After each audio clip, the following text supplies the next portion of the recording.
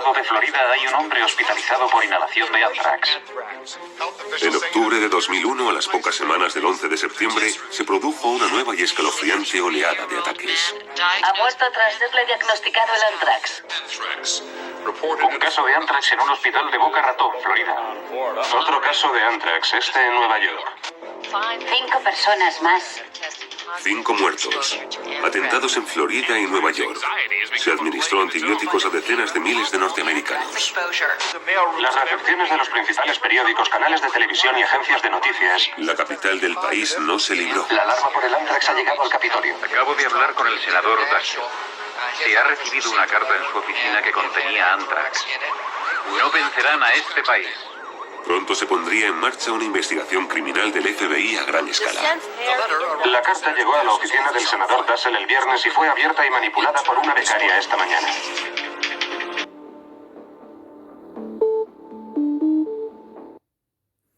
Buenos días y bienvenidos a Crónicas de un MIR. El día de hoy vamos a hablar de una enfermedad no tan conocida, no tan común, pero que en los últimos meses se ha vuelto a hablar de ella, se ha vuelto a tener información de ella, todo en base a lo que es el conflicto que hay entre Ucrania y lo que es Rusia. Ambos países se han acusado mutuamente de tener armas biológicas de destrucción y que podrían conllevar un grave daño o un gran riesgo en la población general. Pero ¿qué es esta patología? ¿Por qué se cree que es un arma de bioterrorismo? ¿Por qué se cree que puede generar gran mortalidad? ¿Cómo es que se contagia? ¿Cuál es el manejo y cuál es la importancia de un diagnóstico temprano? Todo esto lo vamos a ver el día de hoy. Para empezar, nosotros que tenemos que saber que el anthrax es producido por un microorganismo conocido como Bacillus anthracis. Este Bacillus anthracis se caracteriza, como vemos en la imagen, porque es un microorganismo gram positivo. Es lo primero que tenemos que tener en cuenta. Es un microorganismo gram positivo aerobio. Eso es la primera información que tenemos que saber. Pero muchos se preguntarán, lo primero que se les viene a la cabeza es ¿cómo se transmite esta enfermedad? Pues según la CDC hay 4 formas de transmisión de la enfermedad. La principal y la más común es vía cutánea, por abrasiones que puedan haber a nivel de la piel y por allí pues la espora del anthrax se introduce. El riesgo de que una lesión cutánea y una infección cutánea por anthrax haga cuadros de bacteriemia es muy poco común. ¿Que puede haber bacteriemia cuyo punto de inicio sea un anthrax cutáneo? Pues puede haber, pero es muy poco común y generalmente es una mortalidad muy baja y si hacemos un diagnóstico precoz y un tratamiento adecuado, pues la mortalidad se reduce abruptamente. Pero es la primera forma y como dije, la más común. La segunda forma de transmisión de la enfermedad es por vía inhalatoria y esta vía adquiere gran importancia porque recuerden, la vía inhalatoria tiene una mortalidad cercana al 100%. ¿Por qué? Porque esta es la vía que me hace bacteriemia y esta vía que me hace bacteriemia me va a terminar en sepsis, me va a terminar en shock, me va a terminar en muerte del paciente y esta es la vía que se utiliza como arma de bioterrorismo, como veremos después, veremos por qué se utiliza esta vía, por qué es que este microorganismo se elige como microorganismo para hacer bioterrorismo. Pero recordar, vía inhalatoria casi 100% de mortalidad.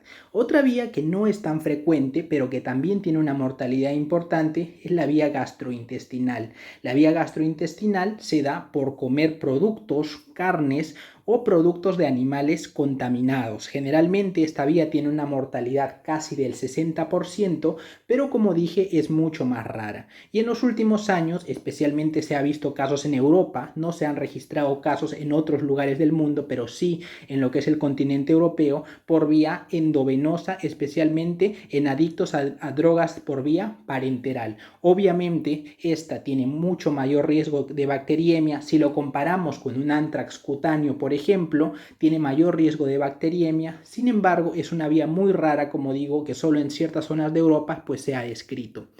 Entonces, esas son las 4 formas de transmisión. Vía cutánea, por abrasiones, vía inhalatoria, relacionada con bioterrorismo, vía gastrointestinal, mucho más rara, pero es por productos contaminados o carne contaminada, y finalmente la vía endovenosa en los casos de adictos a droga por vía parenteral. Pero muchos se preguntarán, entonces, ¿quiénes son susceptibles a contraer anthrax? Esa será la segunda pregunta que nos haremos todos. Pues el anthrax se encuentra en animales, especialmente animales herbívoros de pastoreo. ¿Qué quiere decir? En todo tipo de ganado que sirva como pastoreo, y obviamente las personas que se dedican a este pastoreo pues son muy susceptibles a contraer anthrax. También las personas que estén involucradas en lo que es la utilización de lana para hacer diferentes productos, pues también se cree que obviamente son los más susceptibles a contraer lo que es el anthrax.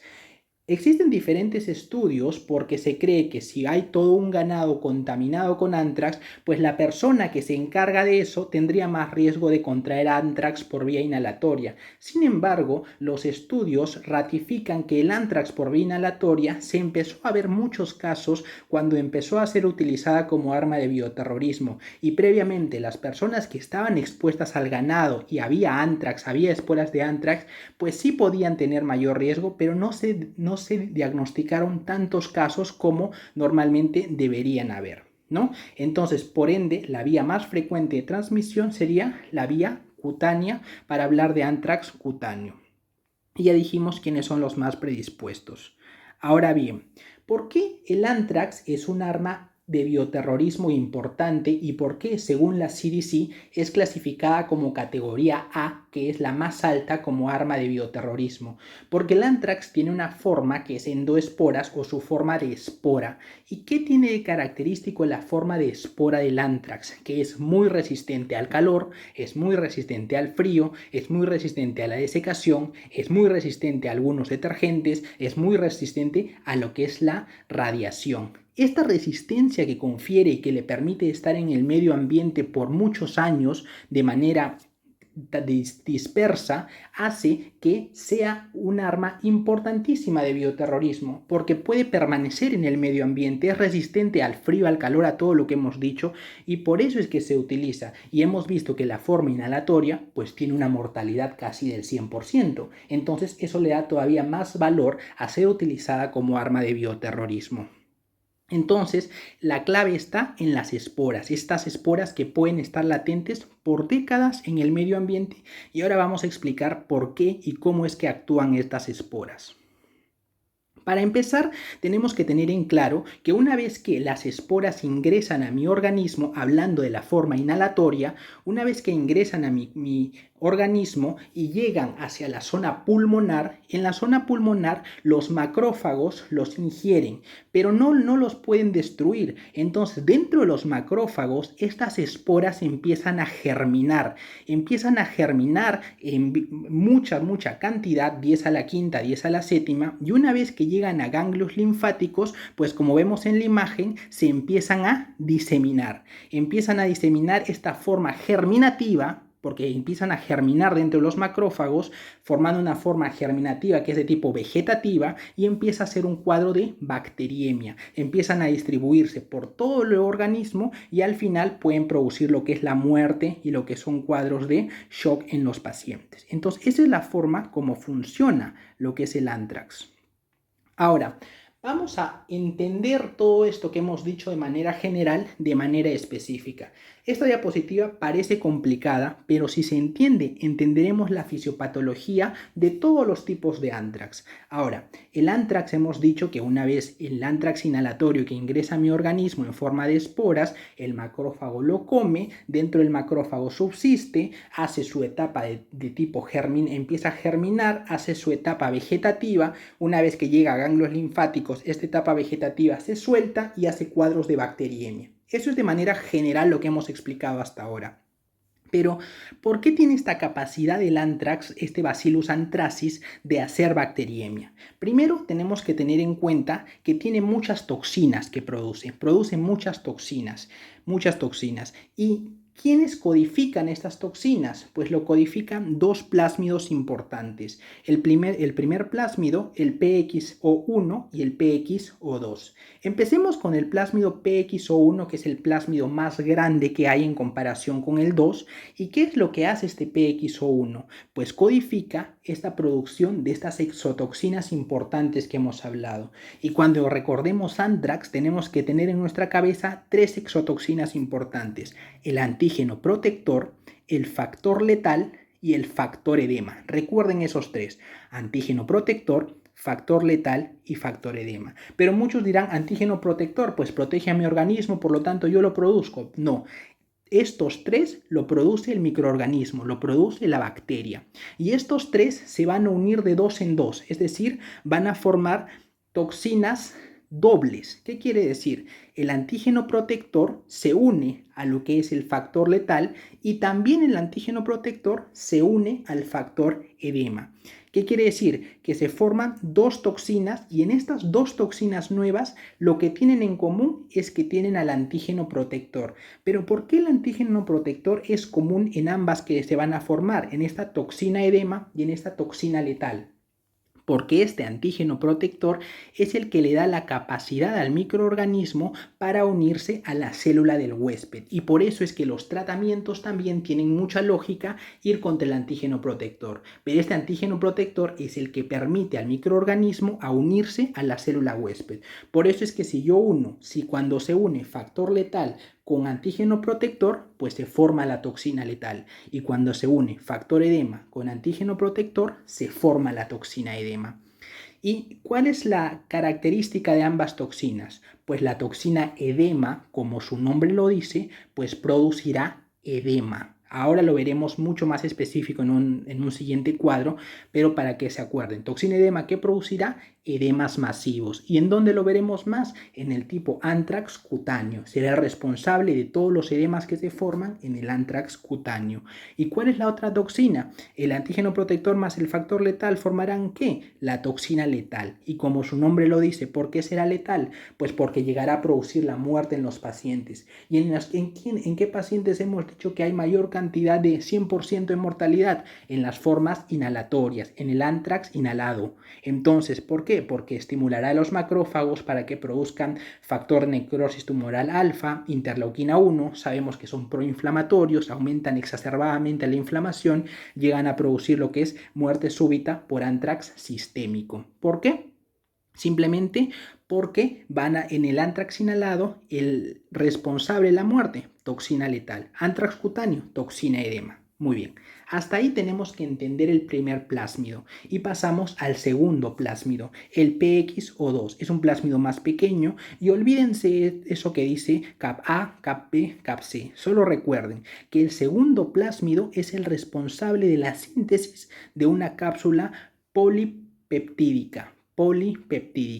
El Bacillus anthracis se caracteriza porque tiene una cápsula polipeptídica y esta cápsula polipeptídica contiene D-glutamato. Por eso se le conoce como cápsula poliglutámica. Entonces, recordar, en Bacillus anthracis, dos plásmidos. Uno, el más grande, el PXO1, se encarga de producción de las 3 exotoxinas importantes que hemos dicho y el PXO2 se encarga de la síntesis de la cápsula polipeptídica del Bacillus anthracis. ¿Por qué son importantes? Porque las exotoxinas permitirán que no haya una buena respuesta inmunológica por parte de mi organismo y por tanto la diseminación aumentará y la cápsula permitirá que no se fagocite el Bacillus anthracis, el macrófago no lo pueda destruir y por lo tanto que dentro siga germinando y cuando sale la forma vegetativa pues pueda hacer la bacteriemia que normalmente hace. Entendiendo esto, entendemos todo, porque hemos entendido por qué se produce el edema en Bacillus de tipo cutáneo, en el anthrax cutáneo, hemos entendido por qué se produce la muerte en el anthrax inhalado y también es un poco lo mismo en el anthrax gastrointestinal, pero vamos a ir un poquito más allá. Y esta imagen va a ayudar a entenderlo más. Miren esta imagen. Olvidémonos del anthrax por vía venosa por adictos a droga por vía parenteral, porque es muy poco frecuente. Centrémonos en los 3 importantes: anthrax cutáneo, anthrax intestinal y anthrax pulmonar, que es la vía inhalada. Estos 3, una vez que el paciente está infectado, recordar que el anthrax cutáneo puede darme bacteriemia, pero es muy poco frecuente, que el anthrax intestinal no se sabe exactamente en qué lugar llegan a germinar, por ejemplo, la bacteria, pero se sabe que en el lugar donde se asienta el microorganismo, pues produce necrosis, produce alto grado de inflamación, y el anthrax pulmonar, que básicamente es el inhalado, que no llega a producir cuadros de neumonía como tal, sino que automáticamente que llega al pulmón se aloja en los macrófagos alveolares y una vez en los macrófagos alveolares pues hace lo que hemos dicho, que el macrófago alveolar lo va a transportar hacia ganglios linfáticos regionales. De ganglios linfáticos regionales, allí adentro terminará su germinación, se expulsará ya la bacteria en su etapa vegetativa y hará lo que son los cuadros de linfadenititis hemorrágicas, los cuadros de bacteriemia, de sepsis posteriormente, y puede incluso llegar hasta el sistema nervioso central y producir cuadros de meningitis, como veremos después en la clínica. Entonces todo esto es cómo empieza a diseminarse por todo mi organismo. Pero vayamos a la parte donde dice toxemia. Es lo que hemos hablado, que estos el factor letal, el factor edema y el antígeno protector, pues producían dos toxinas, dijimos, ¿no? Que tenían en común, ¿cuál? Tenían en común lo que es el factor protector, el antígeno protector. Se producía la toxina edema y la toxina letal. ¿Por qué se caracteriza la toxina letal? Porque es una metaloproteasa y al final dijimos que esta metaloproteasa producía el TNF-alfa, el interleuquina 1 y eran los responsables del shock y de la muerte del paciente. Y en la toxina edema, que se daba y explicaba el anthrax cutáneo, ¿qué se producía? Pues es una calmodulina que hace con una mímica de lo que es la adenilatociclasa. Entonces, al el cuerpo reconocer que hay adenilatociclasa, aumenta los niveles de AMP cíclico y es fisiopatológicamente porque se pueden dar edemas masivos en anthrax de tipo cutáneo. Entonces, importantísimo, la toxina edema que genera niveles altos de adenilatociclasa y eleva AMP cíclico, y la toxina letal, que es una metaloproteasa que genera TNF-alfa y genera interleuquina 1, y con eso explicamos todo lo que se genera después en el organismo. Entonces esto es para que entiendan cómo se va dispersando una vez que llega a los ganglios linfáticos, linfadenitis hemorrágicas regionales, puede ir a los pulmones, puede hacer sepsis, puede hacer shock, puede llegar al sistema nervioso central, puede producir cuadros de meningitis y todo lo que veremos a continuación sobre la clínica. Entonces, una vez entendemos esto, entendemos la fisiopatología del anthrax, nos pasamos a la clínica. ¿Cuál es la clínica de un anthrax cutáneo, por ejemplo, que es el primero que vamos a hablar? ¿Cómo va a venir un paciente? Primero tenemos que saber que el paciente va a venir con el factor de riesgo. Es un paciente que se dedica al pastoreo, que es un paciente que ha tenido alguna abrasión y por ahí sabemos que es donde se ha inoculado, que se dedica a lo que es los productos de lana y sabemos que puede tener un anthrax por el antecedente. Luego, son pacientes que normalmente van a venir después de la inoculación, pasa alrededor de 3 a 5 días y van a venir con unas pápulas pruriginosas. ¿Y dónde mayor frecuente? Pues donde vemos en las fotos, ahí en cara, hay en cuello y hay en extremidades con más frecuencia. ¿Que podemos encontrar en el tronco, que podemos encontrar en otros lugares? Sí, pero más frecuente, cara, cuello y extremidades. Entonces, pápulas pruriginosas que en una etapa de 24 a 36 horas se transforman en vesículas, pero vesículas con una necrosis central, y estas vesículas con necrosis central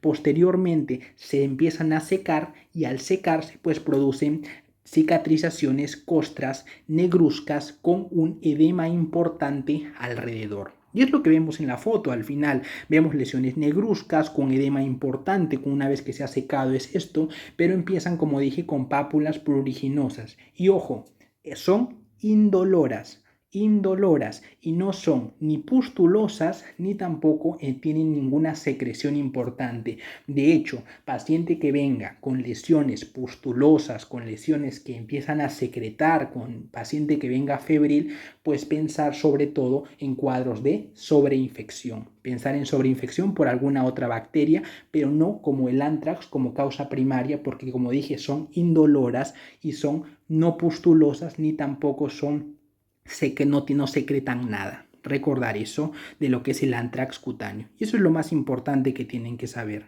Siguiente, anthrax gastrointestinal. ¿Qué es lo importante que hay que saber? Porque dentro de todo es muy raro. Es por consumo de alimentos contaminados, como dije. Y lo importante a saber de acá es que puede producir ulceraciones. ¿Y las ulceraciones que van a generar?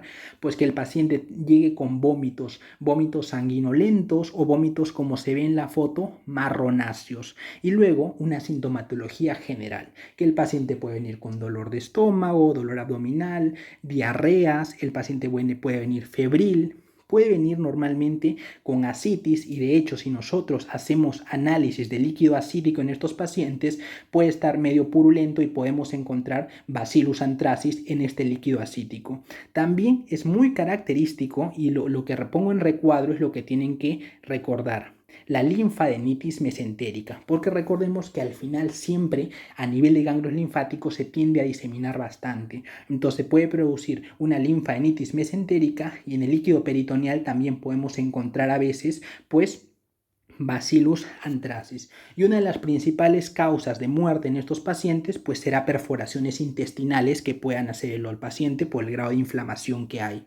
Pero cuando se comen alimentos así contaminados con anthrax, con Bacillus anthracis, también hay una forma orofaringia. Recordar lo que está solo en el cuadro si quieren recordar algo de lo que es el anthrax orofaringio, solo lo que está ahí, que puede producir disfagia, ulceraciones pseudomembranosas y en cuadros más graves problemas respiratorios, pero en general la mortalidad de un anthrax orofaringio es menor que de un anthrax gastrointestinal que llega al 60% en muchos casos. Eso del anthrax gastrointestinal. Recordad dos cosas, que da ulceración de mucosas, porque hemos dicho que a nivel donde se encuentra puede dar necrosis y demás, y linfadenitis mesentérica en los pacientes, y que tanto en líquido ascítico como peritoneal pues podemos encontrar Bacillus anthracis.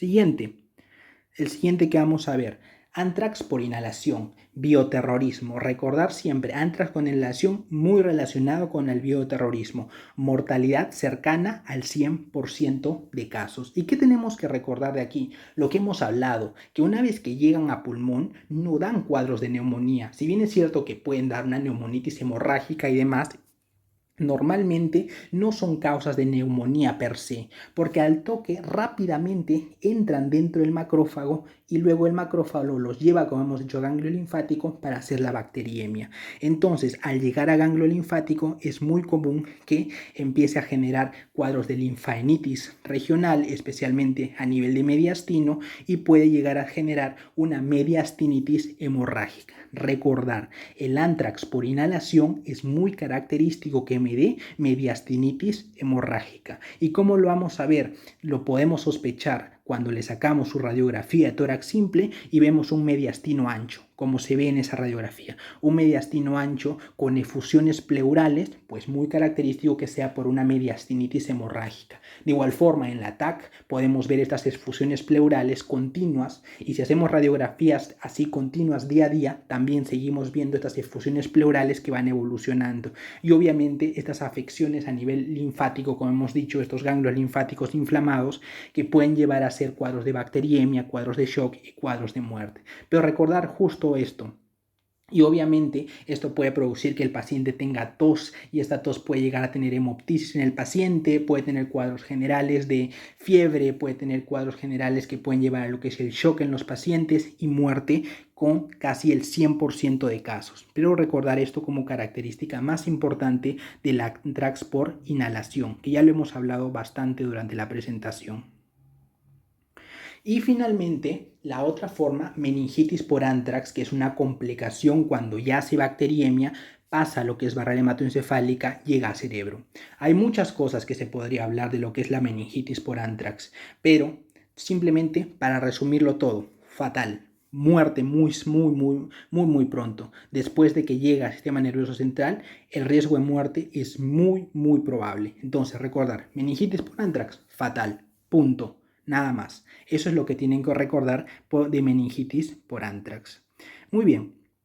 Ahora vamos a hablar del diagnóstico del anthrax. Hemos hablado bastante de la fisiopatología, de la clínica, y ahora vamos a decir cómo diagnosticamos el anthrax. Pues durante toda la presentación hemos dicho que es un microorganismo gram positivo, entonces el estudio microbiológico me dará muchas veces en lo que es el diagnóstico. Obviamente se puede sacar muestras de lesiones cutáneas, de líquido pleural, de líquido pleural, se puede sacar de lo que es líquido ascítico, líquido peritoneal, de muchos lugares podemos sacar, hacer el estudio microbiológico y hacer también el cultivo para poder ver el anthrax.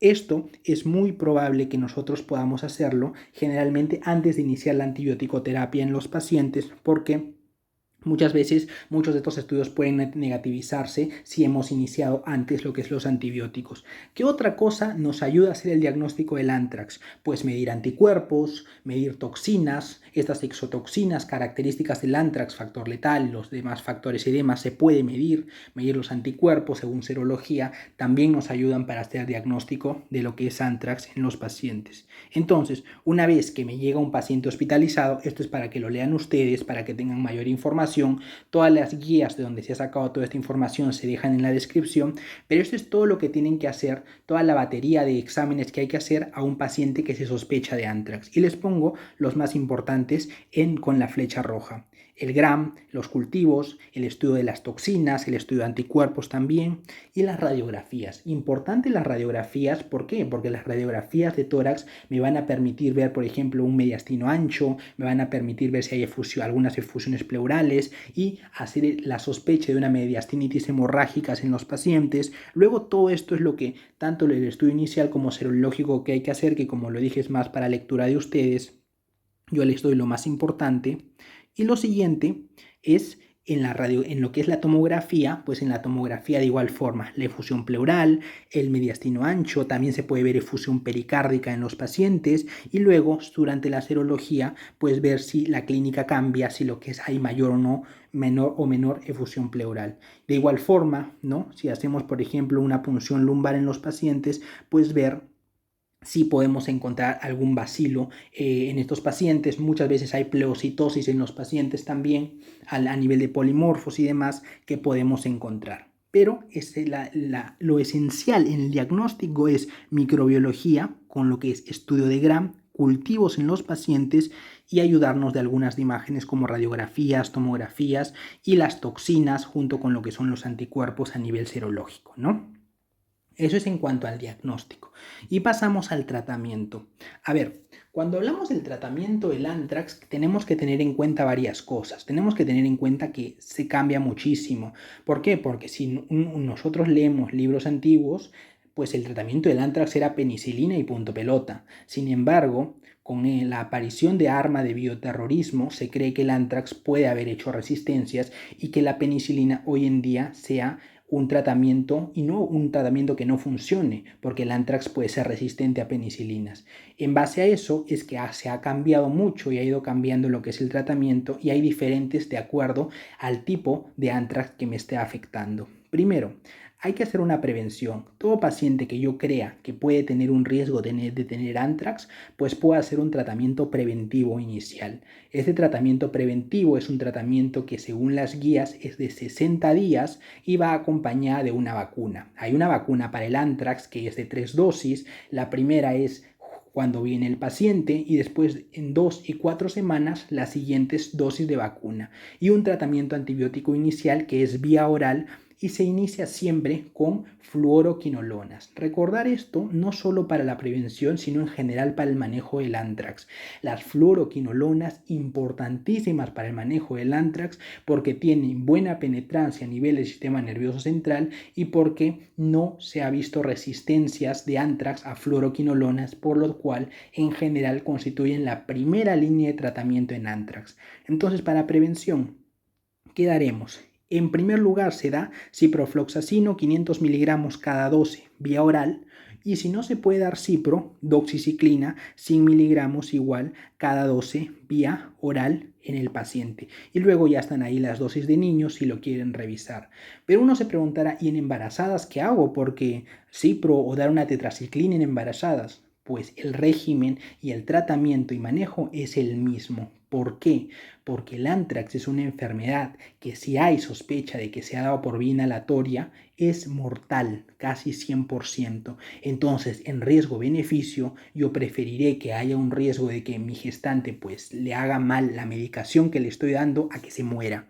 Entonces, el manejo seguirá siendo el mismo en embarazadas. Recordar esto. Entonces, es el tratamiento. La vacuna, como hemos dicho, más lo que es el tratamiento antibiótico ciprofloxacino de primera línea en prevención. Siguiente. Tratamiento del antrax cutáneo, pero sin compromiso sistémico. Hemos dicho que el antrax cutáneo en general hay muy poco riesgo de que me dé bacteriemias. Entonces, ¿cuál es el tratamiento? Seguimos. Primera línea, ciprofloxacino. Como el antrax cutáneo hay muy poco riesgo de que me dé bacteriemias, pues el tratamiento lo puedo seguir dando vía oral en los pacientes. Y primero ciprofloxacino 500 cada 12 o doxy segundo. Tercero, levo. El problema es que el levofloxacino, los estudios que se han hecho a tratamientos mayores de 30 días, pues generalmente como que no se tiene un estudio muy marcado. En los tratamientos del antrax cutáneo sin compromiso sistémico normalmente duran 7 a 10 días, es decir, 7 a 10 días más o menos, pero si hay algún indicio de que pueda haber un antrax inhalatorio, pues como que fuera un inhalatorio con mayor de 2 semanas, que ahora explicaremos ese tratamiento.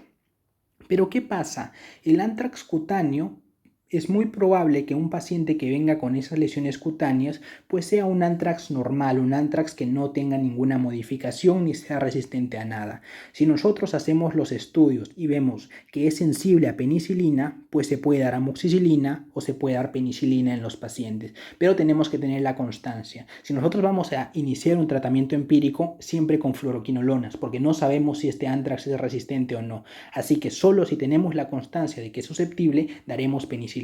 Si no, iniciamos con ciprofloxacino como primera elección. Y el tratamiento sistémico. Hay dos maneras de enfocar el tratamiento sistémico de un antrax. Primero, si este antrax nosotros hemos descartado que tenga compromiso a nivel del sistema nervioso central, o lo que es lo mismo, que no hay meningitis en estos pacientes. Pues en estos pacientes el tratamiento tiene una duración de 2 semanas, es un tratamiento endovenoso y por lo menos tiene que tener 2 antibióticos, uno que sea bactericida y el otro que sea inhibición de la síntesis proteica. Esas 2 características tiene que tener, que un agente sea bactericida y otro que sea inhibición de síntesis proteica.